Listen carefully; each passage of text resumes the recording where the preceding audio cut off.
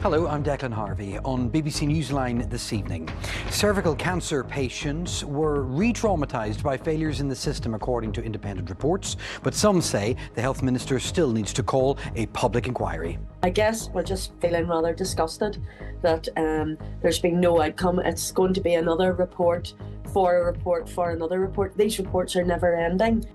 And tonight we'll hear how the new replacement cervical smear system is being beset by delays. Stay with us for that. Also coming up, parents of school children face a 20% rise in school dinner costs from the new year. A 50p a day doesn't sound like an awful lot, but it's £2.50 a week for every child, and if you have multiple children, it can be quite a bit. Secretary of State Hilary Benn stays tight-lipped about possible income tax rises in the government's autumn budget. The former Undertones frontman says he'd campaign for a united Ireland if a poll was held. BBC presenters cross the finish line with the Big Bear, yes, Pudsey, in a three-legged challenge, all, of course, for children in need. Local boy doing it on the big stage. Real Madrid couldn't stop Conor Bradley as he continues to shine for Liverpool, and the World Cup qualifiers are just around the corner. And it's been a mainly cloudy picture today, but will it brighten up for tomorrow and the rest of the week? I'll have your full forecast shortly.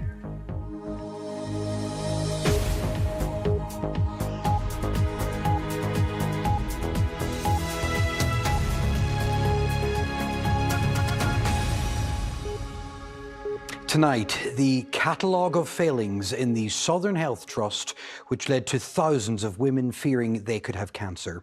Today, 3 reports combine to show what went so wrong and suggest what needs to change. We've covered elements of this story over the last few years and how the failures affected thousands of families.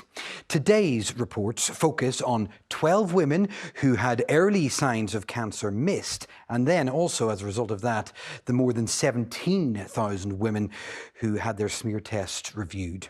In black and white, these pages say that screeners who were performing below national targets were allowed to continue cervical screening. It said the management of poor performance was not robust enough to ensure the safe delivery of services to women. And it says there was a lack of senior management oversight of a laboratory department which was operating in a silo. It also goes on to reveal today how some women who were told early signs of their cancer had been missed held meetings with health staff that left them feeling intimidated, distraught, and in some cases re-traumatised. In a moment, we'll hear from the head of the Southern Health Trust and the Public Health Agency, but first, our health reporter Aileen Moyna. This is the clearest picture we have yet of the difficulties in cervical screening within the Southern Health Trust. 3 reports trying to detail what went wrong and provide learning going forward. While many of the details have been revealed before, they do reaffirm that individual screeners underperformed, but also that leadership and oversight were lacking when things were going wrong. But for many of the women affected, the reports raise more questions and renew a call for a statutory public inquiry. Although the Health Minister Mike Nesbitt has now asked for an independent expert review of all published cervical reports to be carried out. We're just feeling rather disgusted that there's been no outcome. It's going to be another report for a report for another report. These reports are never ending. And I mean, I can't understand when the Minister has at his fingertips all the information now that I felt he would have needed to make a decision. Where does the Minister want to draw the line in this and start giving actual answers? I mean, the reports that he had already commissioned were established with the aim of getting the facts of what happened, and it's clear that he hasn't got those answers. The reports looked at 2 groups of women. Those diagnosed with cervical cancer whose early signs were missed, and 17,500 women whose smear tests were rechecked. Today we learned that 12 of the most serious cancer cases fell victim to underperforming screeners who were allowed to continue working, as well as inadequate management, a lack of senior management oversight and staff pressures in the lab. Independent experts also found that some women diagnosed with cervical cancer were re-traumatised by a process disclosing information about their screening history, saying they were flabbergasted, shocked and horrified. In a statement, the Health Minister Mike Nesbitt said he had listened to the concerns of the women involved and understood their frustration and anger that the system let them down. He apologised for the way in which patients were told about audit results into their cases and said this disclosure process was being urgently updated. On Monday, the Alliance Party tabled a motion in the Assembly calling for a public inquiry, a call that has been repeated today by many. The statutory public inquiry is more important now than ever because it's clear from what the Minister has said in his statement that accountability and looking at governance issues is not on his radar, and that is crucial to what these women need to see. In order to have full accountability, full transparency, the Minister needs to order that public inquiry where people will be compelled to come and give evidence under oath. And I think it is only then that we will uncover the full truth of this whole scandal. The next steps lie with the Health Minister as he awaits this latest independent review, which is expected early next year. Aileen Moyna, BBC Newsline. Well, joining me now is Dr. Stephen Austin, Medical Director of the Southern Health and Social Care Trust, and also Joanne McLean from the Public Health Agency, which had the oversight body of all this. But Dr. Stephen, if I could start with you first, is there a sense that actually reading this report that those screeners who received so much attention, and perhaps quite rightly, but actually management in your trust come in for repeated criticism through this? We know the screeners have been moved on. Have any of the managers? So one of the things here, the reports today released actually provide good clarity and transparency about what happened and why it happened, and they do demonstrate governance failures within the trust, and that's about the oversight within the trust about the screeners and their performance, and then how that was escalated within the lab and then into the wider organisation. So there's good learning in that, and we do accept the recommendations in that report. I mean, it's saying here that they failed to address persistent poor performance. It delayed the intervention to ensure safe and effective service. It said clinical governance and leadership was lacking. And that's just one page. It refers to it over several. Where are these managers now? Has anything ever happened? So one of the things that this is actually very complex, and there's a number of systems in place to try and look at these matters. So it's not simply about one particular person. It's the whole system was actually needed a bit of a shake-up in some ways, and that's what we've seen today. Well, the only person who can hold you to account is really you, Joanne, aren't you? At the PHA, it's your job to spot this. Are you convinced that what he's saying is happening, that actually patients, women are safer? Well, the responsibility for the quality and the effectiveness of any service run by a trust in Northern Ireland, the responsibility for that lies primarily with the trust chief executive and the trust board. The role of the PHA in screening is very particular. It's around what's called quality assurance, but what that actually is trying to make sure that their trusts are fulfilling and adhering to national standards, identifying areas of good practice and identifying areas for improvement.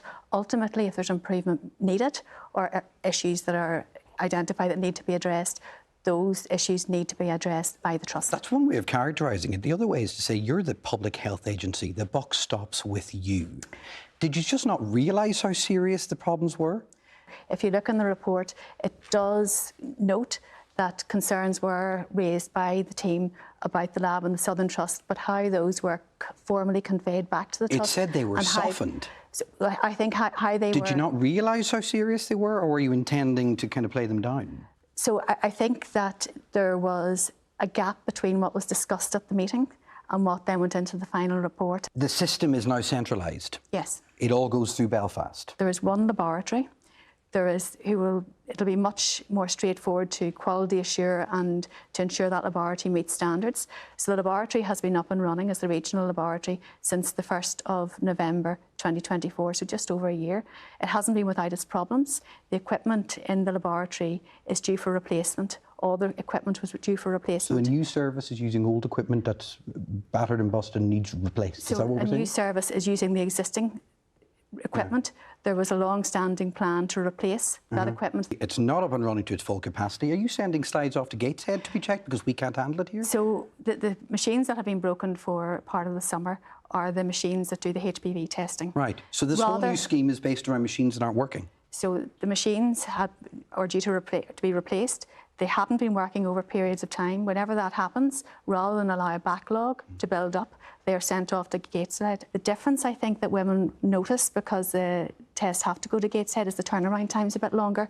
Yeah, and we know that time is of the essence in this particular area. So turnaround time from you have your smear until you get your result, ideally the standard is it should be within 2 weeks, and that's where we want to get to. Over the summer, we actually met 2 weeks for some of the period, but at the minute, the vast majority of people are getting their result within 6 weeks, which is too long. Wow. We want to get... It's 3 times as long. So we want to get that back down, Declan. We want to get it down to 2 weeks, and we're working hard to do that. Stephen, if I could just... We've spoken about managers being held to account or not, and we're blaming a system, but when it comes to these women who were told that there was a problem, that signs were missed in the early days of their screening, they said that they were re-traumatised. What's your reaction to that? So first of all, I'd like to apologise to those women for that experience. But as a doctor, I'm actually horrified myself as well. That shouldn't have happened. That's not the standard of care that we would wish to provide. The reports are really, really helpful for us today to highlight those particular feelings. What needs to happen, those women are treated in a compassionate way, so that they get their news, and it is bad news, they need to get it, but with a member of their family or friend with them for support, and they're not faced with a panel of people, but with one health professional and maybe another as well, provide time and space for them to ask the questions they need to ask. That didn't happen, and it didn't happen in the quite right environment. The reports describe very, very clear descriptions of how bad it was, but I think that's something that we have got strong learning from, and the reports are very helpful for that. This report is critical of so many things, but with that in mind, I'm grateful that you both come in to answer questions, because so often we don't see people on these days, so I'm very grateful that you have both come in. Thank you very much. Thank you very much. Doctors Stephen Austin and Joanne McLean, we have more details on what is in today's reports and further reaction from some of those most affected. It's on our website now, and you'll also find it on the BBC News app. Thousands of families here now face paying more for school meals for their children. It's because the Education Authority is increasing the price of school dinners. Our correspondent Robbie Meredith has more on this story. Rises that will be hard to swallow. The price of a school dinner for primary and special school pupils is going up from £2.60 to £3.10, while post-primary pupils will see the cost of their food rise by almost 20%. The school canteen at Ashfield Girls' School in East Belfast is always popular, but pupils there worry about what the price rises will mean for some. I think it's going to be a struggle for a lot of people. You know, a small difference in price can have a big impact on a family, even for the child as well, having to ask their parents consistently for money, or the struggle or the pressure that might put on, or the strain as well, might take away from the enjoyment of just enjoying a meal. We have some families, 3 or 4 children within the school, and with almost a 20% hike in price, then that's going to have a significant impact on families. Meanwhile, at St Paul's Primary in the west of the city, the head has similar concerns. A 50p a day doesn't sound like an awful lot, but it's £2.50 a week for every child, and if you have multiple children, it can be quite a bit. The Education Authority is facing a big budget black hole, so it has to make savings. It also hasn't hiked school meal prices for years, but the rises will be felt right across Northern Ireland. St Mary's is quite an integrated school, and within my friend group I know that there's girls who come from different backgrounds and have different levels of money in their family, so I know that some people this would be a stretch too. 2, 3 and 4. St Mary's also has a proud music tradition, but pupils in schools will also now pay higher fees for music tuition from the EA. Music tuition is one of the key parts of our school curriculum. Any price hikes are going to affect our ability to provide that to people, so some pupils may decide, you know what, this is too much. The price rises will kick in over the next few months. Their impact will last a lot longer. Robbie Meredith, BBC Newsline. The Secretary of State took a swipe at the Stormont executive today, saying it may add to the pressures on its own finances by choosing not to raise more funds for itself. He was responding to questions about whether the Chancellor is on course to raise taxes in her budget later this month. Hilary Benn was on a tour of a factory outside Lisburn. Our political editor Gareth Gordon was there too. In this Lisburn factory, they spend a lot of time looking for faults in the power network. The Secretary of State and his government are used to such scrutiny, especially after the Chancellor's pre-budget speech, which hinted strongly at imminent tax rises, contrary to promises in Labour's election manifesto. But today, anyway, he wasn't biting. We're all going to have to wait till the 26th of November. But you're not denying it, are you?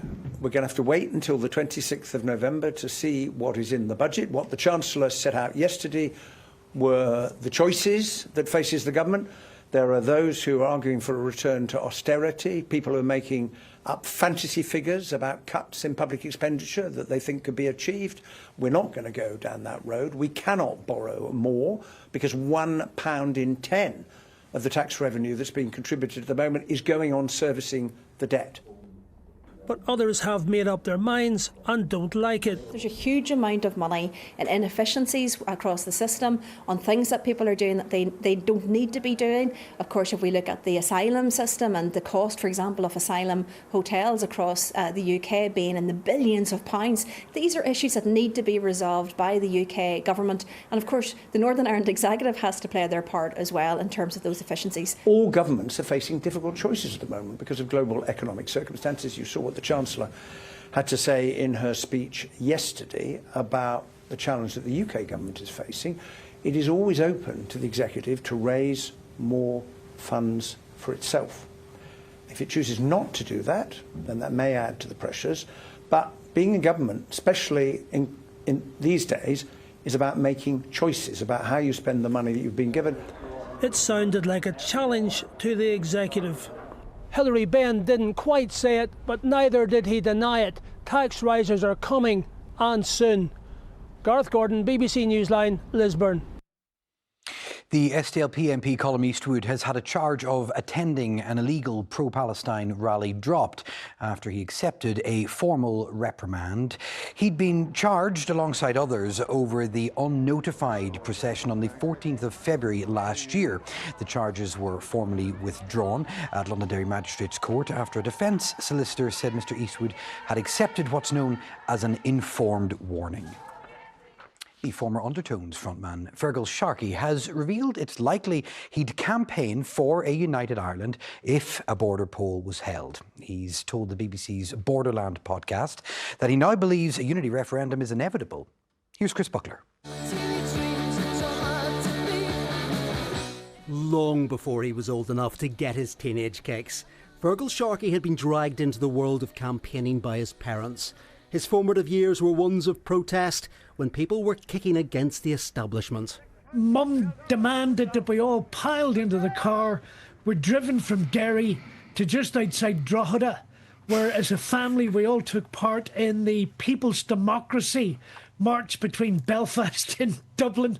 And I was 10 years old, walking down the middle of the main road between Belfast and Dublin, waving very enthusiastically what I later learned was an anarchist flag. He has been an active campaigner ever since on environmental issues and particularly fighting against pollution in rivers. Now he's told the BBC's Borderland podcast that he sees on the horizon the possibility of a border poll. Would you actually get involved in any campaign? Well, listen, I probably would. And again, it just goes back to my historical roots there. The simple truth of the matter is, you guys can agree or disagree. I think it's extraordinary that in my lifetime, we're even having this conversation and with any seriousness, because let's face it, until Brexit, this was nothing more than kind of an ambition that some people had and maybe some others didn't share.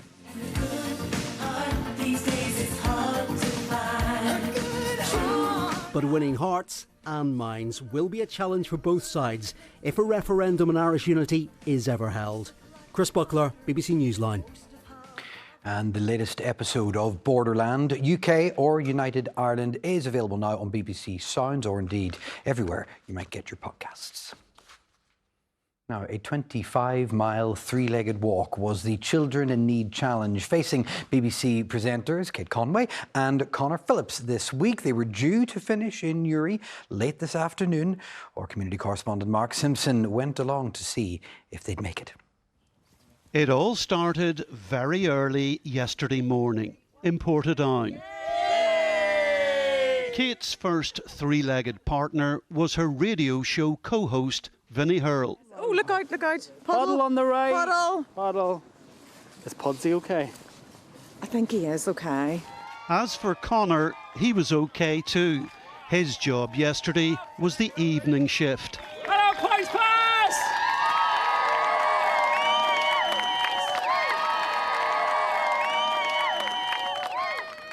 And this afternoon, it's now Hello Newry Showgrounds. After 25 miles, the finishing line is in sight. Kate and Connor came together for the final leg of the three-legged challenge. It's over! We've done it! We've done it! You did it. What was it like? Oh, Mark, do you know what? It rained a lot. My feet were wet and cold, but it was fantastic. So many people came to support us, and that was magic. Yeah, we got to see where every single penny of Children in Need goes. We got to see the smiles on the faces. We got to see the steps in the road, and we got to see the amazing people in Northern Ireland who are awesome. You did it. Congratulations, Mark Simpson, for BBC Newsline at the Newry Showgrounds with the Children in Need Challenge winners. Oh, well done to them and well done to you if you're raising money for Children in Need. The big night is on the 14th, that's next Friday. Let's talk now about another standout performance, this time for Liverpool. Thomas Niblock is here with the sport. Conor Bradley's reputation continues to grow. It does, Declan. It nearly doesn't even feel like news anymore. This is the norm we seem to be talking about with this young fella. He is an absolute superstar. He's 22 years of age, and he also, of course, plays for the Northern Ireland football team. But he was, once again, one of the standout performers in Liverpool's Champions League victory over Real Madrid last night. Now, Bradley coming on top of his duel with Brazilian superstar Vinicius Jr. in the 1-0 win at Anfield. Conor was outstanding. It was very nice. Last season he was outstanding against Real Madrid, but he had to go off after 80 minutes. All contributions together. Maybe a corner is in the Conor defended very good against Vinicius. Now, this guy, Derry City manager Tiernan Lynch, has completed his first year in the League of Ireland by taking the League of Ireland side Derry City back into Europe and finishing runners-up to champions Shamrock Rovers. The former Larne boss already has his aim set for next season, and that is winning a league championship. Here's our Northwest reporter, Kieran Turish. Derry City star performer Michael Duffy rounded off the season with another strike in the 1-0 away win to Cork to secure the runners-up position last weekend. It was his 13th goal of the season and means the Candy Stripes are back in Europe once again. Manager Tiernan Lynch came into the Derry City job with a big reputation after winning back-to-back titles with Larne during his 7-year spell at Inver Park. He's overhauled the playing staff to make his own mark, but it's clear he's not going to be content until he wins a title. That has to be our objective. We all know that's not easy. We all know that there's lots of really good teams in this league, and it's going to be extremely difficult. But that has to be our objective every season. While the players paid tribute to the fans at the last league game in Cork, some football journalists believe it's been an impressive first season for Tiernan Lynch. Very good season. It finished very strongly the last 10 games, unbeaten, 4-1s on the trot, and basically getting European football was one of the big ambitions for Tiernan Lynch coming in here. Came short in the league title this year, but given the amount of changes, and he's new to the League of Ireland, I think it was probably just a step too far. They challenged Shamrock Rovers all the way for the title. Although delighted that European qualification has been secured for next year, Tiernan Lynch wants to go all out for a league title next season. The process of rebuilding his squad has been well underway for some considerable time, so you can expect several new faces in 2026. Kieran Turish, BBC Newsline at the Ryan McBride Brandywell Stadium. Now, Rory McIlroy returns to action tomorrow in Abu Dhabi. With just 2 weeks remaining in the season, the world number 2 is hoping to finish a pretty stunning year by claiming his 7th season-long Race to Dubai title and move just within one of Colin Montgomery's all-time record. Everything that's happened with the Masters and, the players and, the Irish Open, Ryder Cup, everything, it'd be a lovely way to finish the year. I'm excited to have another opportunity to win the Race to Dubai. I don't think it's going to be quite as comfortable as it has been the last couple of years, but I'm excited for that challenge, and I'm looking forward to the next couple of weeks. And finally, some good news for Irish rugby, specifically this guy, Tadhg Byrne. He has been cleared to play this weekend against Japan after the red card he received in their defeat against New Zealand last Saturday. The red card was rescinded. The decision to upgrade from a yellow was overturned by an independent disciplinary committee. That's good news for Ireland. Thank you very much for that, Thomas. Autumn really at a peak colour with the trees looking like this at the moment. If I was braver, I'd hazard a guess that's a hazel tree, but I'm not that brave. I do, however, know clouds when I see it. There were lots of it really today.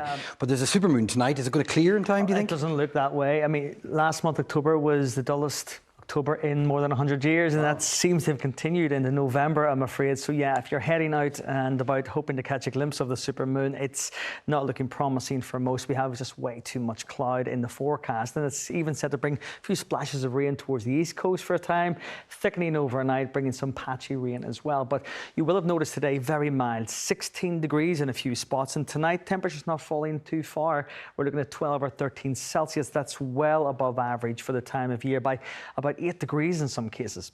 So it's going to be a cloudy, damp start to the day tomorrow, but we should see scenes like this through the afternoon. Some rays of sunshine getting through, but certainly to begin with, cloud, some patchy rain continuing, but it's going to be a mild start. And through the day then, that cloud should break. There should be some brighter spells getting through with just the odd isolated shower popping up, few and far between. You'll be very unlucky to catch one. And temperatures stay above average. We're looking at 14 to maybe 15 or 16 degrees once more. Temperatures at this time of year are supposed to be around about 9 or 10 Celsius, so we are above average for the time of year. Some clear spells into tomorrow evening. It's going to be a bit of a cooler night. Some clear spells continuing, the odd isolated shower too. Temperatures for some falling to about 8 or 9 degrees. Maybe some heavy rain brushing across parts of Down and Antrim through the early hours of Friday morning as well. Now Friday, well, you've guessed it, the cloud looks set to continue. This weather front pushes northwards, bringing some windy conditions and some outbreaks of rain. So a bit of a grey end to the week, I'm afraid. But still mild onto that cloud cover with temperatures above average at 13 or 14 degrees. But with a brisk southeasterly wind picking up in any rain, it's probably going to feel that little bit cooler. A quick look ahead towards this coming weekend. With low pressure continuing to dominate, the umbrellas will come in handy at times. It won't always be raining. Temperatures falling back just a few degrees closer to what they should be for the time of year. And it is November, so we can't complain too much. All to be expected this time of year. Barra, thank you very much. Thank you very much for watching as well. I'll be back to update you at 10:35 tonight here on BBC One. See you then, I hope. Bye-bye.